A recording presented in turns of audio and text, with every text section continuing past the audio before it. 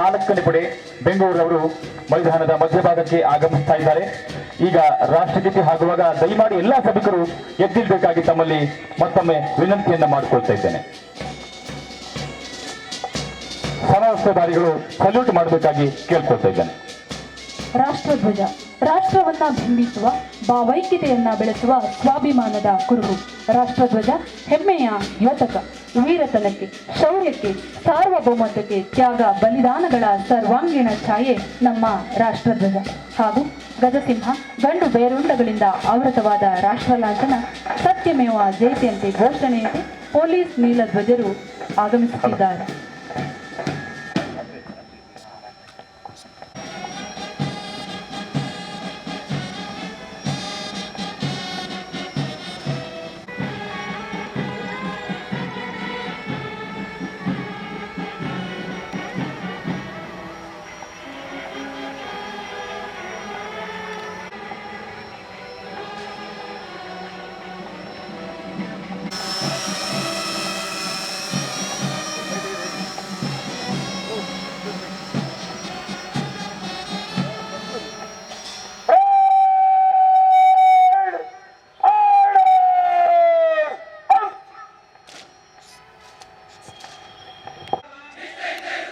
ಆರಕ್ಷಕನಾಗಿ ನನ್ನ ಕರ್ತವ್ಯವನ್ನು ನಿರ್ವಹಿಸುವಲ್ಲಿ ಯಾವುದೇ ರೀತಿಯ ಭಯ ಅಥವಾ ದಾಕ್ಷಿಣ್ಯ, ದ್ವೇಷ ಅಥವಾ ದುರಾಲೋಚನೆ, ಮತೀಯ, ರಾಜಕೀಯ ಅಥವಾ ಇತರೆ ಪ್ರಭಾವಗಳಿಗೆ ಒಳಗಾಗದೆ ಇರುವವನಾಗಿ ನಾನು ಸಾರ್ವಜನಿಕ ಶಾಸನ, ಸಾರ್ವಜನಿಕ ರಕ್ಷಣೆ, ಪ್ರಾಣ ಹಾಗೂ ಆಸ್ತಿ ಪಾಸ್ತಿಗಳ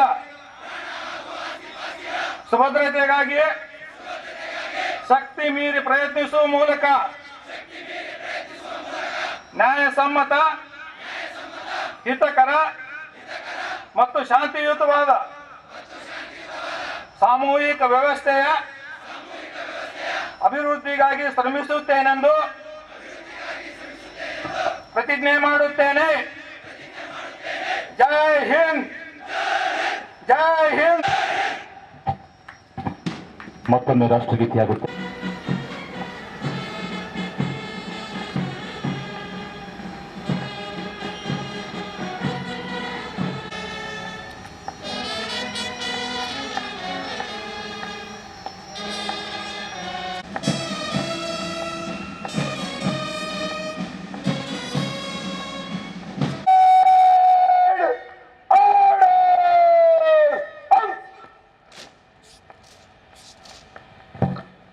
ಧ್ವಜದ ನಿರ್ಗಮನ. ಬಿಚ್ಚುಗತ್ತಿಯ ಬೆಂಗಾವಲಿನೊಂದಿಗೆ ಕೇಸರಿ, ಬಿಳಿ, ಹಸಿರು ಬಣ್ಣ ನಡುವೆ ಸಿಂಹದ ಹೆಗ್ಗುರುತಿರುವ ಪೊಲೀಸ್ ಲಾಂಛನ, ಪೊಲೀಸ್ ಧ್ವಜ, ಸುಶ್ರಾವ್ಯವಾದಂತಹ ಪೈಪ್ ಬ್ಯಾಂಡ್ ಗೀತೆಯೊಂದಿಗೆ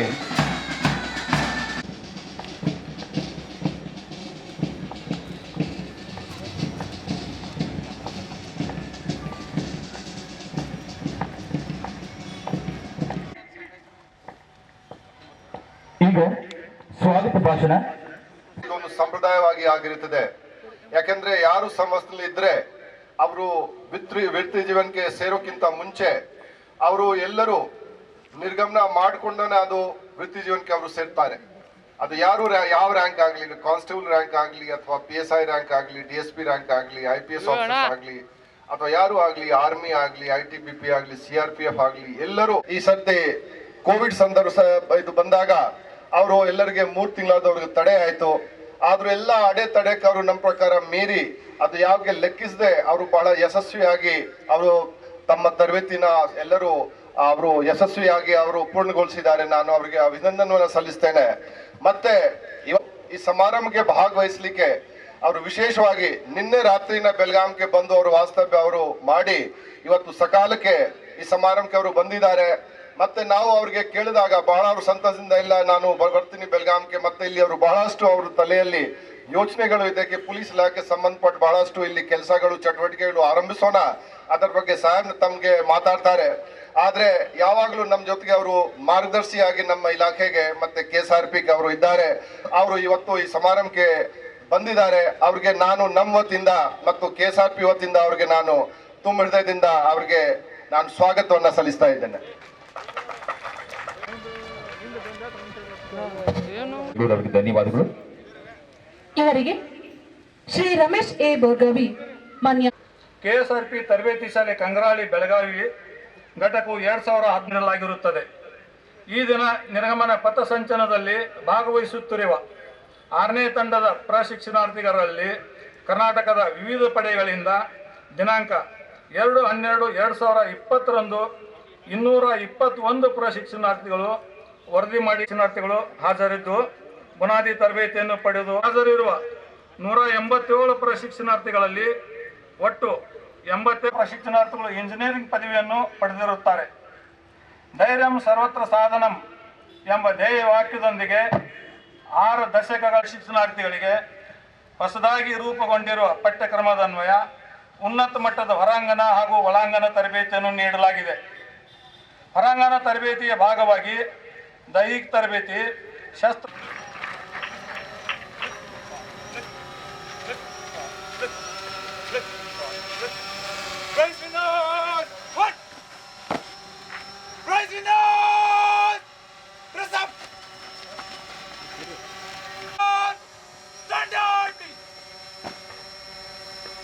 ಒಳನೂರ 18 ಇವರು ಹಳ್ಳಿ ಗ್ರಾಮದವರಾಗಿದ್ದು BE ಪದವೀಧರರಾಗಿರುತ್ತಾರೆ. ಇವರು 5ನೇ ಪಡೆ ಮೈಸೂರಿಗೆ ಸೇರಿದವರಾಗಿರುತ್ತಾರೆ.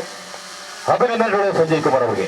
ಒಳಾಂಗಣ ಪರೀಕ್ಷೆ ದ್ವಿತೀಯ ಸ್ಥಾನ ಶ್ರೀ ನಾರಾಯಣ್ ಶಂಕರ್ ಲಮಾಣಿ RPC ಸಂಖ್ಯೆ ಹೊರಾಂಗಣ ಪರೀಕ್ಷೆ ಪ್ರಥಮ ಸ್ಥಾನ ಶ್ರೀ ವೆಂಕಟೇಶ್ HM RPC ಸಂಖ್ಯೆ 227. ಮರಿಸ್ವಾಮಿ H, ಲಕ್ಷ್ಮಿ H ದಂಪತಿಗಳ ಪುತ್ರರಾಗಿರುವ ಇವರು ಬಳ್ಳಾರಿ ಜಿಲ್ಲೆ ಸೊಂಡೂರು ತಾಲೂಕು ಯರದಮ್ಮನಹಳ್ಳಿಯವರಾಗಿದ್ದು PUC ವಿದ್ಯಾಭ್ಯಾಸವನ್ನ ಪಡೆದಿರುತ್ತಾರೆ. ಇವರು IRB ಮುನಿರಾಬಾದ್ ಪಡೆಗೆ ಸೇರಿದವರಾಗಿರುತ್ತಾರೆ.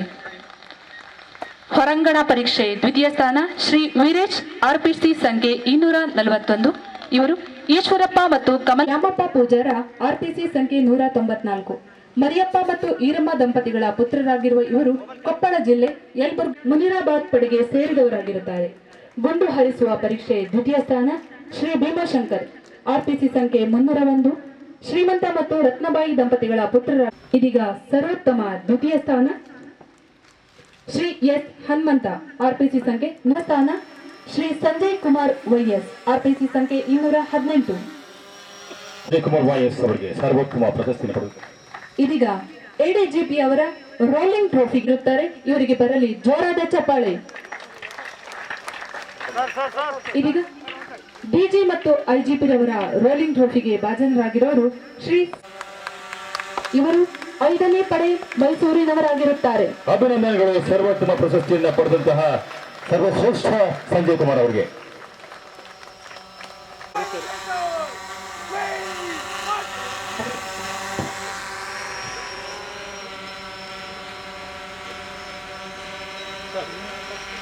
ಬಿಡುಗಡೆ ಮಾಡ್ತಾ ಇದ್ದಾರೆ ಸನ್ಮಾನ್ಯ ಶ್ರೀ ಬಸವರಾಜ ಬೊಮ್ಮಾಯಿ ಮಾನ್ಯಕಾರ. ತಮ್ಮೆಲ್ಲರಿಗೂ ಕೂಡ ಇಡೀ ವರ್ಷ ಮಾರ್ಗದರ್ಶನವನ್ನು ಮಾಡಿದಂತ ಅಲೋಕ್ ಕುಮಾರ್ ಅವರೇ, ಪೊಲೀಸ್ ಕಮಿಷನರು ಆದಂತ ಶ್ರೀ ತ್ಯಾಗರಾಜನ್ ಅವರೇ, ಹಾಗೂ ಬೆಳಗಾವಿಯ SP-ಗಳಾದಂಥ ಲಕ್ಷ್ಮಣ್ ನಿಂಬರ್ಗಿ ಅವರೇ, ಬೇರೆ KSRP ಬೆಟಾಲಿಯನ್ನಿಂದ ಬಂದಂಥ ಎಲ್ಲ ಹಿರಿಯ ಅಧಿಕಾರಿಗಳೇ,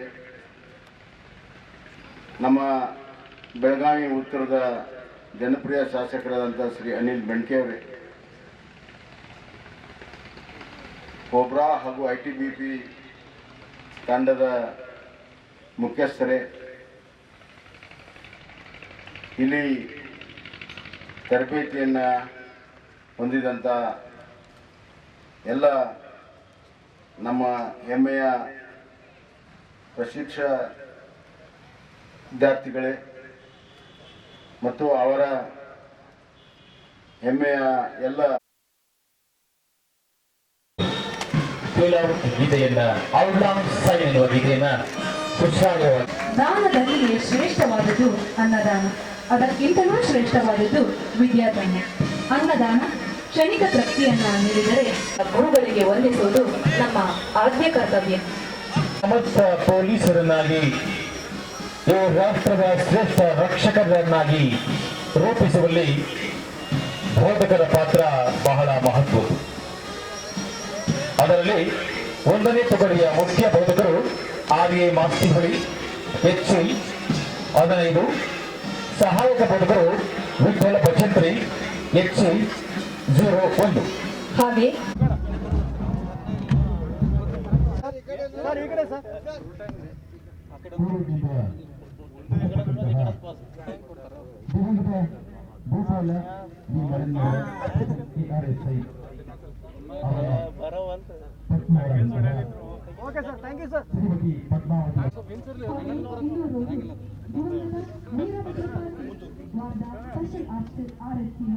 ಇವರ ಧರ್ಮ ಕಾರ್ಯಲಕ್ಷ್ಮಿ ಇವರು ಕೂಡ ಇದ್ದಾರೆ. ಇವರಿಗೆ 30 ಲಕ್ಷ ರೂಪಾಯಿಗಳ ಪರಿಹಾರ